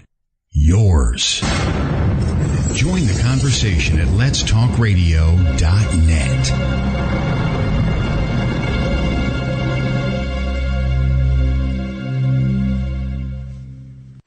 Haunted, a psychic story by author and radio host Ariel Grace. This is not your average book of hauntings. Haunted, a psychic story is written from a psychic perspective and contains true stories and some handy tips. Written in 3 parts, Haunted, a psychic story contains chilling adventures, advice from the archangels, and helpful tips used by Ariel Grace to clear haunted homes around the globe. Haunted, a psychic story is available on Amazon, or you can download straight to your Kindle. Haunted, a psychic story by Ariel Grace. Get your copy today.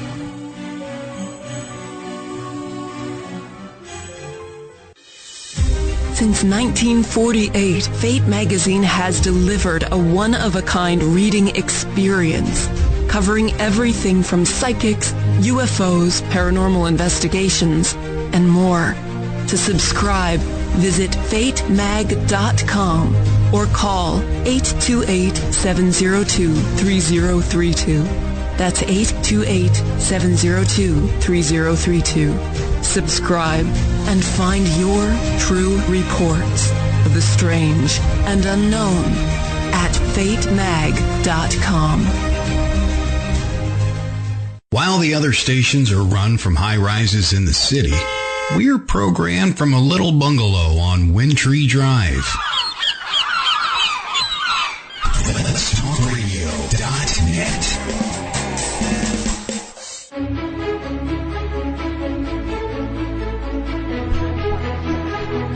Are back with Paranormal Experienced Radio. I'm Kat, your host, and I'm joined by Chris and Mike from the Tennessee Wraith Chasers.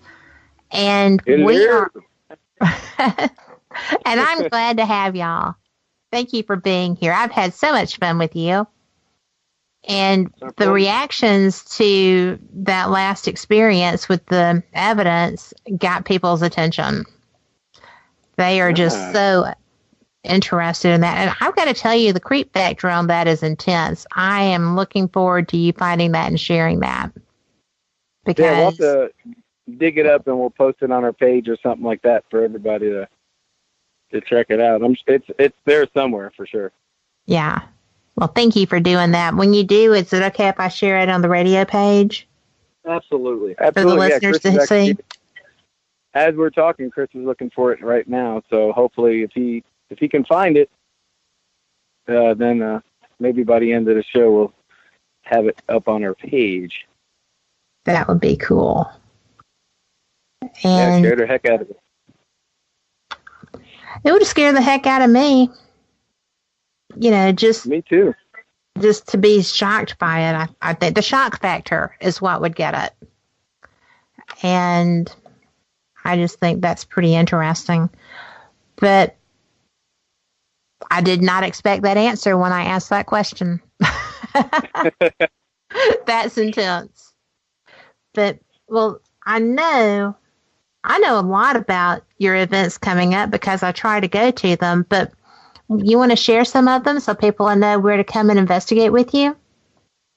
Yeah, absolutely. Well, next week is sold out, but True. Actually this year we're doing a lot with Chad and Ghost Hunt Weekends. So, I mean, you can always go to TWC Facebook page. You can go to Ghost Hunt Weekends, visit them. Chad has some amazing deals going on. You can make payments or whatever for stuff. So check that out. But next week is Moon River Brewery in Savannah, Georgia. Then actually the end of the month, we're going to be here in Gallatin. We're going to be doing Square Fest. That's free for everybody. It's a big down home get together on the square, food vendors, live music, and we're just going to have our tent up there hanging out with everybody. Coming up in May, first weekend in May, we're going to be celebrating Cinco de Mayo at Missouri State Penn. There's still tickets available for that. That's going to be awesome. Yeah, I love that place. What is that? The 12th. Yeah, the following week we're going to be at the Exchange Hotel in Gordonsville, Virginia. After that, the 19th, Chris is actually going to be in New Jersey, and Brandon and myself are going to be at EnigmaCon. So we're kind of splitting up stuff on that one. And at the end of the month, we're going to be at Beatty Mansion. That's up in Missouri also. And that one is going to be a small investigation. So if you want to get tickets for that, there's only a few left. And that's our first time investigating it. So that'll be. And what's that date? Yeah. That's actually the 26th of May. Yeah, there's only a few tickets left, and it's small investigation. It's not going to be one of those 100 people investigations. So come out to that. The second, we're going to be with our buddy John. If you've been listening, we're going to be at Scottsville on the 2nd. What do we have coming up on the 16th of June? On the 16th of June, we got that con in Lexington, Kentucky. Yeah. Con in Lexington, we'll be at that. End of the month, we're at Octagon Hall. I think that's sold out. Yeah, and then in July, on the 13th and 14th, we're going to be in Hawaii. I saw that. Y'all had this thing for Hawaii. Yeah, we love Hawaii. Yeah. And that was a great there episode, are tickets too. available for that. So if anybody wants to join us in Hawaii, that would be on point. I mean, it's Hawaii, so you got that. But the history of, and just, you can go on for days of everything in Hawaii. It's amazing. The end of the month, we're in June. So the 28th, is that July. We're at Rosemont here in Gallatin. And that one, there's still a few tickets left for Rosemont, and that place is off the hook. So we had some crazy evidence there, too. Where are we in August? We got Oklahoma Paracon on the 4th. We've got on the 11th, we're going to Lake Shawnee with Chad. Go something. I'm going to be there with that one. Yeah, are you going to camp out and bring your tent? I bought a tent just for the event. Yep. Does it sleep all of us? Well, if we're all really scared, it will. It's a one-person tent. But my daughter told me that was ridiculous. I need to buy a bigger tent. Yeah, I think we're doing the camp out. That's going to be off the hook. We've heard good stories about that place. August 18th, we're going to Rolling Hills. You haven't been there since season, 2 of Ghost Asylum, right? I think so. Let me see. I haven't heard about you going back. September 8th, Paulding Jail. That's also going to be with, that's with Chad. Yeah, but is that with Steve and Tango, or is that one just Steve? I can't remember. I think that one's Steve. I think Steve's going to be with us on that. Shawnee is going to be Steve and Tango with us. Right. Okay. Or no, they're both. No, take that back. I think that's the Battleship. Yeah. They're going to be at the Battleship and Shawnee. Yeah. Oh, then we go to Scarefest. We're going to be at Scarefest. And Scarefest is actually early this year, isn't it? It is. Yeah, it's earlier than normal. And then after Scarefest, Battleship North Carolina, I think that one's with Steve and Tango. And then That's on the 28th, we have tomorrow we're going to announce what we've got on the 28th, actually. That's that next weekend in September. On the 28th, we got a big event coming up. We're going to announce it tomorrow. So everybody check the Facebook page, Instagram, all that stuff. That one's going to be a really cool one that we've never had a lot of people involved in. So let's make sure that you check that one out. And then we're going into the Halloween month, October. And we've got Main Street Festival. That's another Gallatin thing. It's a hometown thing on the 6th. It's on a Saturday. If you're in Gallatin, it's a huge event where a lot of local people come out. They bring, their local businesses out into the street, and everybody has a good time. They got food. They got entertainment. We're going to be out there with merch and different things, so you want to check that out. And then that very next weekend, I'll be at the Shooting Star Casino with Porter at a Paracon that we're going to do there. That's always a good time. I was there last year. Phenomenal event. You're going to want to hang out and show up there. And then I think at the end of the month, around Halloween, we're trying to work something out with Chad. So possible ghost hunt weekend / TWC event coming out the end of October. And that'll be fun. That one in November, I don't know if we can announce this one just yet. So we're going to hold Oh, you're slamming. on that. That's my birthday month. I should get to know about that already. If you talk to Chad, I'm sure he'll tell you. The little hint for the one that's announced tomorrow. Somebody asked about it earlier, way early.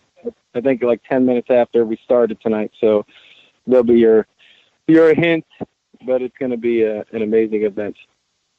Well, I'm excited because anytime I get to investigate where y'all are, I learn stuff, and I enjoy that a lot.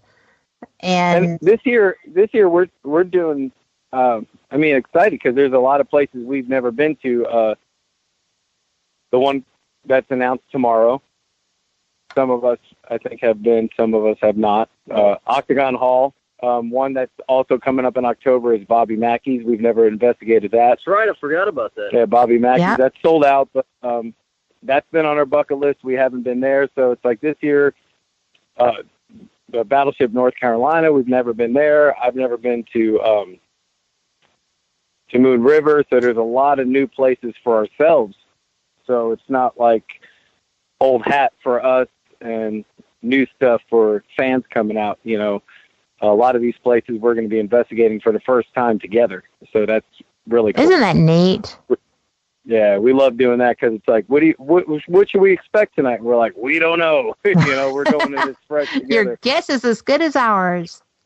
Mm-hmm. And a lot of things, we have a couple of events that we couldn't even announce just because they haven't been announced formally yet. So just keep checking the TWC Facebook page and the website. We've got more events coming. Just keep up to date because we're pretty much going all over this year. It's going to be a good time. You are just everywhere, and I've got to tell you, I got a feeling you're going to have so many people joining you. Y'all are a lot of fun to investigate with. You bring the fun. We're good fun. people, Kat. We're good people. You are good people. I keep telling you that, right? But I appreciate y'all being here so much because I have had a terrific time talking with you and learning some of your different experiences. Y'all are just fun. I enjoy when we get to be at the same event, and it's never boring. Y'all are just amazing, amazing people. So that being said, we try. Well, you do good, and I'll see you guys next weekend. So, You got it, girl. Thank you so much. Thank you. Y'all have a terrific evening.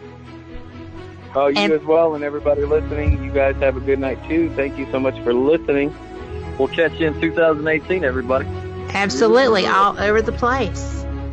Mm-hmm. And y'all all know, listeners, thank y'all so much for being here. Chat, y'all are just amazing. I love the conversations in there, and I will see you next weekend. Same cat time, same cat channel with John D'Souza. So take care. Good night. Good night, everybody. Good night.